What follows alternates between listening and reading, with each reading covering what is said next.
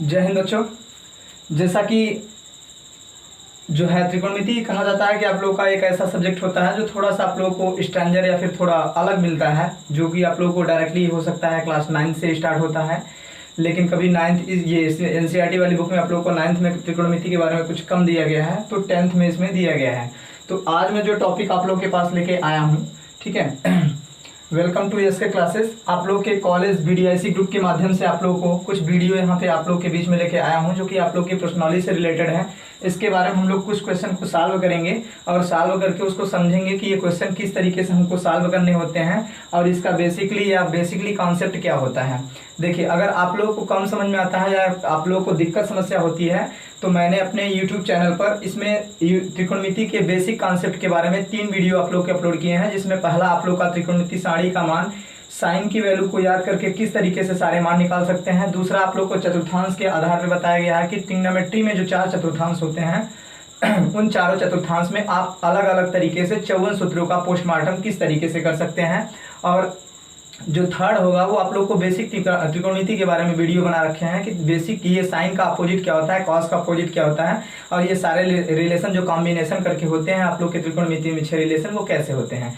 चलिए, ज़्यादा टाइम हम आपका ना लेते हुए यही कहेंगे कि अगर आप लोगों का त्रिकोणमिति अगर आप लोग को अगर आप लोग को लगता है कि हमारा त्रिकोणमिति वीक है, तो 100% आप लोग उन 3 वीडियो को आप लोग देखिए जो मैंने बेसिक बताया है। तो बेसिक के बारे में अगर आप लोग को समझ में आ जाता है तो त्रिकोणमिति आपके लिए एक बहुत ही ईजी सब्जेक्ट हो जाएगा। चलिए, आज स्टार्ट करते हैं आप लोग का प्रश्नावली 8.1 का प्रश्नावली 8.1 का पहला क्वेश्चन इसमें दिया गया है आप लोग का कि त्रिभुज ABC है जिसमें कोण भी समकोण है, AB बराबर 24 सेंटीमीटर दिया है और BC बराबर 7 सेंटीमीटर दिया है, तो निम्नलिखित का मान ज्ञात कीजिए। चूंकि अब सबसे पहले इसको सॉल्व करने के लिए आपको डायग्राम बनाना पड़ेगा, तो फिगर बनाएंगे। तो हल करते समय यहाँ पे अब हल करना स्टार्ट करेंगे। तो यहाँ पे देखिए एक त्रिभुज बना रखा है और जिसका कोण भी समकोण है। अब हमको पता है कि समकोण मतलब कि एक ऐसा त्रिभुज जिसमें तीनों कोणों में से एक कोण जो होता है वो करेक्ट 90 डिग्री का होता है, तो उसको हम लोग समकोण त्रिभुज कहते हैं। अब उसमें पाइथागोरस थ्योरम भी लागू होता है। बाकी बेसिक बातें आप लोग पहले से जानते हैं, और अगर आप लोग को कुछ दिक्कत समस्या होती है तो आप लोग पीछे के हमारे 3 वीडियो को देख करके इन सब बातों को क्लियर कर सकते हैं। अब देखिए, यहाँ पे त्रिभुज की बात कर रहा है, तो एक त्रिभुज है, इसमें त्रिभुज में बता रखा है, साफ साफ शब्दों में कह रहा है कि यहाँ पे ये जो 90 डिग्री का कोण बन रहा है ये आप लोग का किस बिंदु को इंडिकेट कर रहा है, बी को कर रहा है। तो बाकी को आप ए और सी का नाम दे सकते हैं। अब आपको पता है कि ये जो होता है ये भाग क्या होता है, आपका लंब होता है, और नीचे वाला भाग आपका क्या होता है, आधार होता है, और इधर आपका क्या हो जाता है, कर्ण हो जाता है। तो देखिए इसमें किसकी किसकी वैल्यू दिया है उसको देख लेते हैं। अब देखिए इसमें AB बराबर 24 दिया है, इसका मतलब ये आधार आपका जो है, ये आधार आपका 24 सेंटीमीटर दे रखा है। 24 सेंटीमीटर आधार दे रखा है। BC आपका 7 है, मतलब ये जो लंब है ये आपका 7 सेंटीमीटर दे रखा है। अब ये 7 सेंटीमीटर हो गया। अब इस तरीके से 7 सेंटीमीटर है, तो निम्नलिखित का मान ज्ञात करना है। तो सबसे पहले यहाँ पे देखेंगे कि सभी को मान को निकालने के लिए पहले आपको कर्ण के मान की जरूरत पड़ी है। तो पाइथागोरस थ्योरम आप लोग पढ़े होंगे। तो पाइथागोरियन थ्योरम आपका ये है कि कर्ण का स्क्वायर बराबर जो होता है, मतलब कुल मिलाकर के AC का स्क्वायर, कर्ण का स्क्वायर, कर्ण सबसे बड़ी भुजा होती है, तो कर्ण का स्क्वायर बराबर क्या होता है, लंब का स्क्वायर प्लस आधार का स्क्वायर। तो लंब आपका BC है और प्लस आधार आपका क्या है, AB है, तो AB का स्क्वायर कर लेते हैं। अब इस तरीके से जब BC की वैल्यू यहाँ पे कितनी दिया गया है, 7 दिया गया है, तो 7 का स्क्वायर कर लेते हैं, और प्लस आपका आधार 24 दिया है तो 24 का स्क्वायर कर लेते हैं। अब 7 का स्क्वायर कितना हो जाता है, 49 हो जाता है, 24 का स्क्वायर 576 हो जाता है, और जब इसको ऐड करेंगे तो 625 आ जाता है। तो AC जो होता है ये आपका कितने का वर्ग है, 25 का वर्ग है, तो 25 का स्क्वायर कर दिया। अब ये स्क्वायर से स्क्वायर अगर कैंसिल कर देते हैं तो AC बराबर कितना आ गया आपका, 25 सेंटीमीटर आ गया।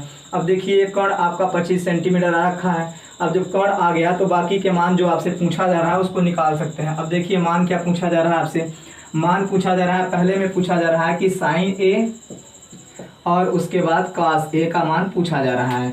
अब आपको बार बार कह रहे हैं कि अगर आप लोगों को कम समझ में आ रहा है तो हमारे द्वारा पहले जो 3 वीडियो बनाए गए हैं बेसिक त्रिकोणमिति के बारे में, उसको आप बिल्कुल क्लियरली उसको समझ लीजिए, देख लीजिए, बिल्कुल आपको समझ में आएगा पानी की तरह।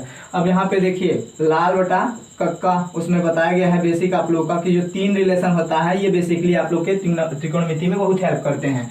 तो पहला जो रिलेशन होता है वो आपका किसका हो जाता है, साइन का हो जाता है। अब पहला रिलेशन साइन का हो जाता है तो हम कहेंगे क्या कि साइन थीटा बराबर लंब बटा कर्ण होता है। और एक चीज और ध्यान रखिएगा, जिस बिंदु का जिक्र करे वो जिस रेखा पे पड़ेगी, जिस बिंदु का जिक्र किया जाए वो जिस रेखा पे पड़ेगी वह सदैव उसका आधार होगी, और जो उसके लंबवत होगी या उसके साइड में बगल में दिया रहता है लंबवत होगी तो वह तो लंब तो होना ही है। अब देखिए ए की बात करें तो ए आपका यहाँ पे पड़ रहा है, अभी इस रेखा पे पड़ रहा है तो ये रेखा आपका क्या है, आधार है।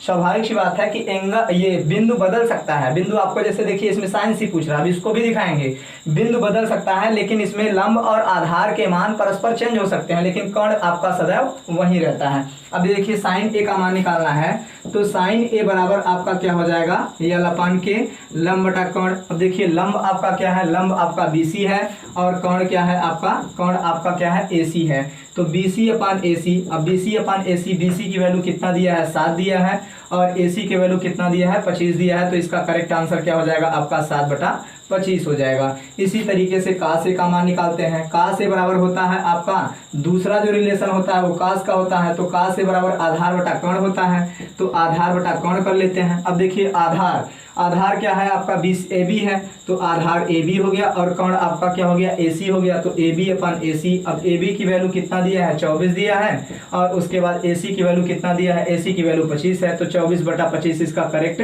आंसर हो जाएगा।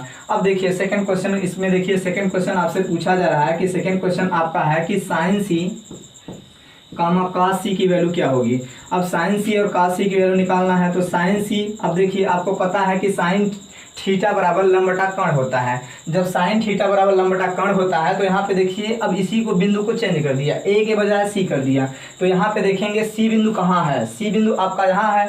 और मैं बार बार आपको जिक्र कर रहा हूँ कि जो बिंदु जिस रेखा पे पड़ जाएगी वहाँ उसका आधार बन जाता है और उसके बगल का जो होगा वो परपेंडिकुलर लंब हो जाता है। तो यहाँ पे अब ये आधार ये हो गया आपका, अब ये आधार ये हो गया और लंब ये हो गया, मतलब फिगर आपका चेंज हो गया। तो सी बिंदु इस पे पड़ रहा था तो इस रेखा पर सी बिंदु पड़ रहा था तो ये आपका आधार हो गया और इधर ये आपका लंब हो गया। अब हम जानते हैं कि साइन थीटा बराबर लंब बटा कर्ण होता है। जब लंब बटा कर्ण होता है तो देखिए आपका लंब क्या हो गया, लंब ये हो जाएगा, तो लंब आपका हो गया AB और अपान कर्ण, कर्ण क्या हो जाएगा आपका AC हो जाएगा, तो AB अपान AC हो जाएगा। अब इस तरीके से लंब बटा कर्ण जब किया तो AB की वैल्यू आपकी 24 है और AC की वैल्यू कितनी है 25 है, तो इसका करेक्ट आंसर क्या हो जाएगा आपका 24/25 हो जाएगा। इसी तरीके से देखिए आपको cos C का मान पूछा जा रहा है तो cos C का मान निकालेंगे तो cos C बराबर क्या होता है, आधार बटा कर्ण होता है। जब ये आधार बटा कर्ण होता है तो देखिए सी बिंदु किस पर रेखा पर पड़ रहा है, सी बिंदु आपका यहाँ पे पड़ रहा है। जब इस रेखा पे पड़ रहा है तो जिस रेखा पे पड़ेगा मैं बार बार जिक्र कर रहा हूँ वो आधार बन जाएगा, तो आधार आपका ये हो गया, लंब ये हो गया। तो देखिए आधार बटा कर्ण होता है तो आधार इसका क्या हो गया आपका BC हो गया और कर्ण आपका क्या हो जाएगा, आधार आपका BC हो गया और कर्ण आपका वहीं रहेगा क्योंकि मैं बार बार कर रहा हूँ कर्ण आपका चेंज होने वाला नहीं है। तो BC अपान AC, अब BC की वैल्यू आपकी कितनी है 7 है और AC की वैल्यू कितनी है 25 है, तो इसका करेक्ट आंसर क्या हो जाएगा आपका 7/25।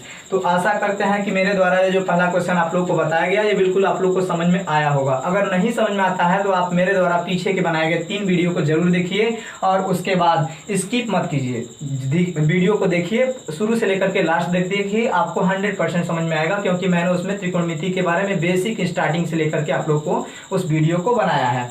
चलिए जिन बच्चों को स्क्रीनशॉट लेना है स्क्रीनशॉट ले सकते हैं, नहीं तो फिर उसके बाद नेक्स्ट क्वेश्चन की ओर आगे बढ़ेंगे।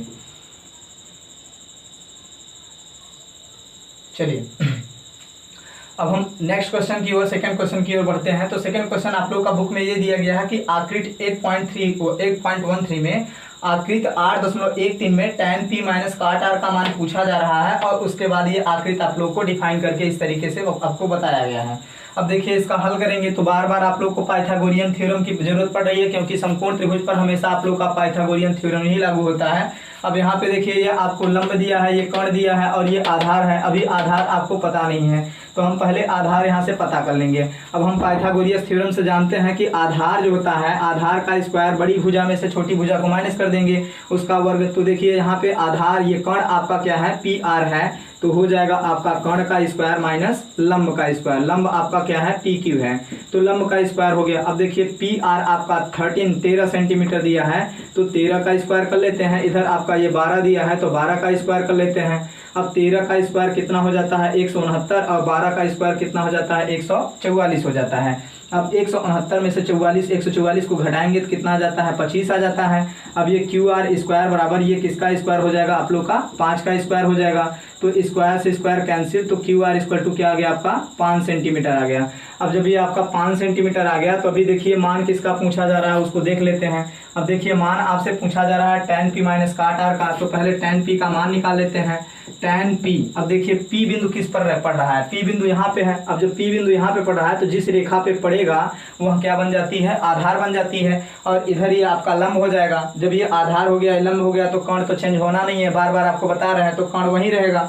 अब देखिए tan p, अब ये लाल बटे कक्का जो होता है, जब लाल बटे कक्का होता है तो ये तीसरा रिलेशन आपका किसका हो जाता है, तीसरा रिलेशन आपका tan का हो जाता है। अब देखिए tan थीटा बराबर लंब बटा आधार, तो लंब बटा आधार, तो देखिए यहाँ पे लंब क्या हो जाएगा, लंब आपका क्यू आर हो जाएगा, और आधार आपका क्या हो जाएगा पी क्यू हो जाएगा। तो क्यू आर बटे पी क्यू हो गया। अब देखिए क्यू आर का मान कितना है 5 है, और पी क्यू का मान कितना है 12 है, तो इसका आंसर कितना आ गया 5/12 आ गया। ऐसे काट आर का पहले मान निकाल लेते हैं। अब ये काट आर आपसे पूछा जा रहा है, तो tan का जस्ट अपोजिट क्या होता है कॉट होता है, तो tan का जस्ट अपोजिट कॉट होता है। तो ये अगर यल अपान ए लंब बटा आधार होता है तो ये क्या हो जाएगा आपका आधार बटा लंब हो जाएगा। जब आधार बटा लंब हो जाएगा तो आर देखेंगे किस पे पड़ रहा है, आर बिंदु यहाँ पे है। जब आर बिंदु यहाँ पे है तो ये आपका क्या हो जाएगा आधार हो जाएगा, और ये क्या हो जाएगा लंब हो जाएगा, जैसे फिगर बना हुआ है। तो देखिए ये कॉट आर निकालेंगे तो आधार बटा लंब, आधार आपका क्या है क्यू आर है, और लंब आपका क्या है पी क्यू है, तो क्यू आर बटे पी क्यू। अब देखिए क्यू आर की वैल्यू कितना दिया गया है 5 दिया गया है, और पी क्यू की वैल्यू कितना है 12 है। अब इसलिए लास्ट में जिसकी वैल्यू निकालना था उसको रख देते हैं यहाँ पे, tan p माइनस काट आर। अब tan p का मान आपने निकाला तो कितना आया था 5/12 आया था, और माइनस काट आर का मान निकाला था तो कितना आया था 5/12 आया था। अब 5/12 में से 5/12 को मानेंगे तो आंसर क्या आ जाता है 0 आ जाता है, यही आपका क्या हो जाएगा करेक्ट आंसर हो जाएगा। ठीक है, तो देखिए इसमें आप लोग का पाइथागोरियन थ्योरम का ज़्यादा यूज़ किया जा रहा है, और जो बेसिक फार्मूले या बेसिक कॉन्सेप्ट है उसका यूज़ किया जा रहा है। आशा करते हैं कि मेरे द्वारा बताया गया ये क्वेश्चन आप लोग को समझ में आया होगा। अगर समझ में आ चुका है तो आप लोग स्क्रीनशॉट इसको ले लीजिए, और उसके बाद अगर आप लोग चैनल पर नए हैं तो चैनल को लाइक सब्सक्राइब कर लीजिएगा, जिससे हमारे द्वारा बनाई गई वीडियो आप लोग के पास पहुँचती रहे। ठीक है, चलिए आप लोग जो बच्चे इसका स्क्रीनशॉट लेना चाहते हैं ले लीजिए।